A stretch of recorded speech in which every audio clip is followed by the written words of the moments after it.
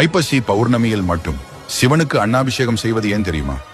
அனைத்து உயிரினங்களுக்கும் உணவளிப்பவன் சிவபெருமான்.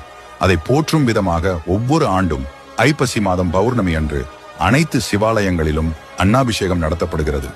அந்த நிகழ்வின் போது சிவலிங்கத்தை முழுவதுமாக அன்னத்தினால் மூடி அலங்கரித்து வழிபாடு செய்யப்படும். ஐப்பசி மாத பௌர்ணமியில் நடைபெறும் அன்னாபிஷேகத்தை தரிசித்தால் முக்தி கிடைப்பதுடன் அவர்களின் தலைமுறைக்கே அன்ன தட்டுப்பாடு ஏற்படாது என்பார்கள். ஐப்பசி மாத பௌர்ணமி தினத்திற்கு மட்டும் தனிச்சிறப்பு உண்டு. அன்றுதான் சந்திரன் தனது சாபம் முழுமையாக தீர்ந்து 16 கலைகளுடன் முழு பொலிவுடன் தோன்றுகிறான் என்று கூறப்படுகிறது. புராணத்தின்படி பிரம்மாவின் கர்வத்தை அடக்க நினைத்த சிவபெருமான் அவரின் தலையை கொய்து விடுவார். துண்டிக்கப்பட்ட தலை சிவபெருமானின் கையை கவ்விக்கொள்ள அவரை பிரம்மஹத்தி தோஷம் தோற்றிக் கொள்கிறது. கையை கவ்விக்கொண்ட பிரம்மனின் கபாலமே பிச்சை பாத்திரமாக மாறிவிடும். யார் பிச்சையிடும் போது இந்த கபாலம் அன்னத்தினால் நிறைகிறதோ அப்போது அந்த கபாலம் சிவபெருமானின் கையை விட்டு பிரியும் என்பது விதி.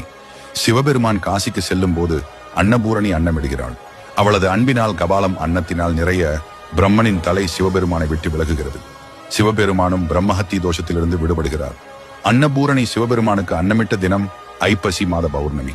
அதனால்தான் சிவபெருமானுக்கு ஐப்பசி மாத பௌர்ணமி தினத்தில் அன்னாபிஷேகம் செய்யப்படுகிறது.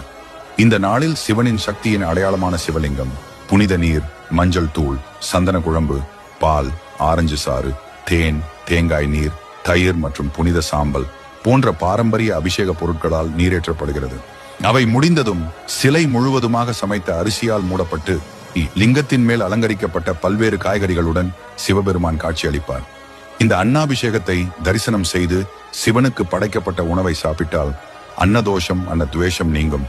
கர்ம பிரச்சனைகள் மற்றும் தொழில் தொடர்பான பிரச்சனைகள் நீங்கி வாழ்க்கையில் செழிப்பு ஏற்படும் என்பது நம்பிக்கை.